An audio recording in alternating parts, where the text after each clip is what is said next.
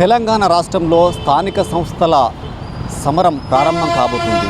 తెలంగాణ రాష్ట్ర cabinet 42% reservation బిల్లుకు ఆమోదం తెలుపుతుంది.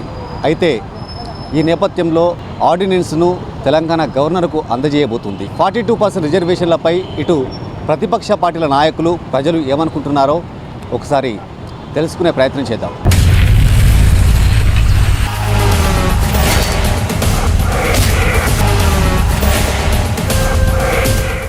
చెప్పండి సార్, ఇప్పుడు రాష్ట్ర ప్రభుత్వం స్థానిక సంస్థల ఎన్నికలకు ముందు వెళ్తుంది కదా, ఈ 42% రిజర్వేషన్ నుంచి మీరు ఏం మాట్లాడుతున్నారు? 42% బీసీలకు ఎంపీటీసీ టికెట్ కావచ్చు, జెడ్పీటీసీ టికెట్ కావచ్చు, సర్పంచ్లు కావచ్చు, స్థానిక సంస్థలు అన్ని రకాల మున్సిపాలిటీ ఎలక్షన్లు కూడా స్థానికంగా వాళ్ళకు కల్పించి రాబోయే కాలంలో బీసీల ముందుకు తీసుకోవాలనే ఉద్దేశంతోనే ఈ యొక్క కార్యక్రమాన్ని తీసుకున్నాం. ఇది రాహుల్ గాంధీ గారు ఇచ్చిన హామీ కాబట్టి తప్పకుండా ఇది నెరవేరుతుంది. ఎన్నికల స్టంట్లో భాగంగానే 42% రిజర్వేషన్ కాంగ్రెస్ ప్రభుత్వం అమలు చేస్తుంది. ఎందుకంటే ఓన్లీ కులగణన మాత్రమే చేపట్టింది, జనగణన చేపట్టకుండా రిజర్వేషన్ ఎట్లా అమలు చేస్తారని ప్రతిపక్ష పార్టీలు రాద్దాం చేస్తున్నాయి. దీనికి మీరు ఇచ్చే సమాధానం ఏంటి? ఇది ఎలక్షన్ల స్టంట్ ఎంత మాత్రం కాదు. ఎందుకంటే రాహుల్ గాంధీ గారు కామారెడ్డికి వచ్చినప్పుడు దాదాపు 4 సంవత్సరాల క్రితం వారు తీసుకున్నటువంటి నిర్ణయం ఇది. ఏది బీసీలకు 42% రిజర్వేషన్ ఇవ్వాలని.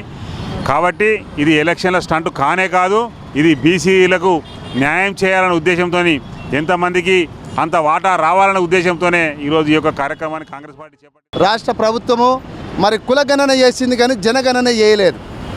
కులం పేరు మీద మాత్రమే లెక్కలు చేయడం జరిగింది. అది ప్రజలకు తెలుసు, అది అందరికీ సర్వంతర్యామి తెలిసిన అంశమే. మరి మీరు ఆ కులగణనను జనగణనగా ఎట్లా భావిస్తారు? ఈ 42 రిజర్వేషన్ కల్పించడం వల్ల స్థానిక ఎలక్షన్ల నుంచి వెళ్ళి అసెంబ్లీ ఎలక్షన్ల వరకు బీసీలు బడుగు బలహీన వర్గాల వారు అన్ని ఉద్యోగాలలో, రాజకీయ రంగాలలో అన్నిట్లలో ముందుకు పోయే అవకాశం ఉంటుంది. బీజేపీ వాళ్ళు ఈ బిల్లును మన కేంద్ర ప్రభుత్వానికి చిత్తశుద్ధి చాటుకోవాలి. ఎందుకంటే ఇక్కడ ఉన్న కేంద్ర మంత్రి బండి సంజయ్ గారు కానీ, మరియు ఉన్న ఎంపీలలో దాదాపు బీసీలు ఉన్నారు, అరవింద్ కానీ, వీళ్ళందరూ దీనికి మద్దతు ఇవ్వాలి. మంత్రి వర్గంలో కూడా తీర్మానం చేసిన బీసీలకు 42% నాకు చాలా హ్యాపీగా ఉంది. ఎందుకంటే ఏ ప్రభుత్వం వాస్తవంగా బీసీల గురించి పట్టించుకునే ప్రభుత్వం ఎవరు రాలేదు. ఏ ప్రభుత్వంలో కాంగ్రెస్ ప్రభుత్వం గతంలో వాస్తవం పేదలకు కాంగ్రెస్ ప్రభుత్వం అండగా ఉంది. ఇప్పుడు కాంగ్రెస్ ప్రభుత్వం చేయబట్టే బీసీలకు 42% అమలు చేస్తాను. తెలంగాణ ప్రభుత్వం ప్రవేశపెట్టినటువంటి బీసీలకు 42% రిజర్వేషన్ను మేము స్వాగతిస్తున్నాం. అలాగే గతంలో కూడా ఎన్ని ప్రభుత్వాలు ఎన్ని ఉన్నా కూడా బీసీలను గుర్తించిన రోజు లేదు. ఎందుకంటే ఈరోజు తెలంగాణ ముఖ్యమంత్రి రేవంత్ రెడ్డి గారు కానీ, మంత్రివర్గం కానీ గుర్తించి బీసీలకు పెద్ద పేరు వేసినందుకు వారికి ప్రత్యేక ధన్యవాదాలు తెలుపుతున్నాం. వాస్తవంగా 63% బీసీ జనాభా ఉంది. దాన్ని మభ్యపెట్టి 42% 42% రిజర్వేషన్ అని చెప్పే విషయం లోపల కూడా మాకు చాలా అనుమానాలు ఉన్నాయి. ఎట్లా అంటే ఈ 42% లోపల ముస్లిం బీసీ జనాభా ఉంది. మైనారిటీ కాకుండా బీసీ హిందూ జనాభానే పరిగణన తీసుకుంటున్నారా, లేకపోతే ముస్లింలను కూడా అందులో కలుపుతున్నారా? దీనివల్ల ముస్లింల దగ్గర కలిపినట్టయితే హిందువులకు చాలా అన్యాయం జరుగుతుంది. ఈరోజు కాంగ్రెస్ గవర్నమెంట్ బీసీలకు 42% రిజర్వేషన్ ప్రకటించడం హర్షించదగ్గ విషయమే. కాకపోతే దీంట్లో క్లారిటీ అనేది ఇంకా ఎవరికి ఎంత, ఏ క్యాస్ట్కి ఎంత అనే క్లారిటీ అనేది అసలు ఇంకా డిక్లేర్ చేయలేదు. దీన్ని మళ్ళీ కోర్టుకు అని ఇట్లా అని పోయి మళ్ళీ ఆపే ప్రయత్నాలు చేయకుండా స్థానిక సంస్థలు ఇప్పటికే చాలా లేట్ అయినాయి. ఎంపీటీసీ కానీ సర్పంచ్ కానీ ఎక్కడి డెవలప్మెంట్ అక్కడనే విలేజ్లలో ఆగిపోయింది. కేంద్ర ప్రభుత్వం ఫండ్స్ కూడా రావడం లేదు.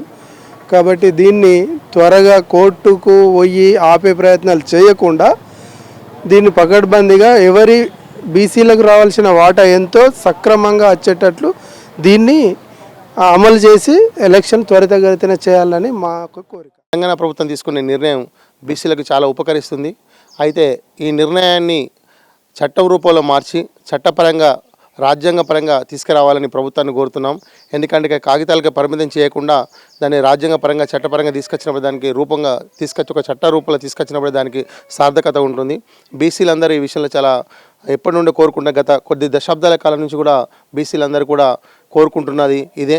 42% రిజర్వేషన్లు కావాలని ఈనాడు ఈ కాంగ్రెస్ ప్రభుత్వం తీసుకున్న నిర్ణయం చాలా సంతోషకరమైన విషయం.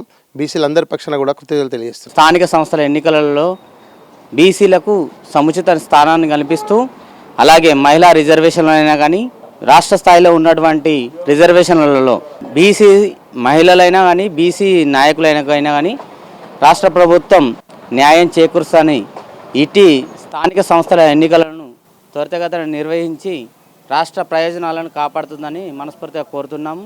ఈ రాష్ట్ర ప్రభుత్వం ఎలాగైతే తీసుకుందో కూడా కేంద్రంలో కూడా పార్లమెంట్లో కూడా బీసీ బిల్లు ప్రవేశపెట్టి బీసీ ప్రాతిపదికన రిజర్వేషన్లు అమలు చేయాలని చెప్పి మేము బీసీ సంఘాల తరఫున కోరుకుంటున్నాం. సో చూశారు కదా, ఇటు ప్రతిపక్ష పార్టీల నాయకులు అదేవిధంగా సామాన్య ప్రజలు కూడా బీసీలకు 42% రిజర్వేషన్పై హర్షం వ్యక్తం చేస్తున్నారు. అయితే ఈ నేపథ్యంలో ఈ 42% రిజర్వేషన్ బిల్లును ఇటు గవర్నర్ ఆమోదిస్తారా లేదా అనేది వేచి చూడాలి. మరి వీడియో జర్నలిస్టు సుమన్తో శ్రీనివాస్, మైత్రి ఛానల్, కరీంనగర్.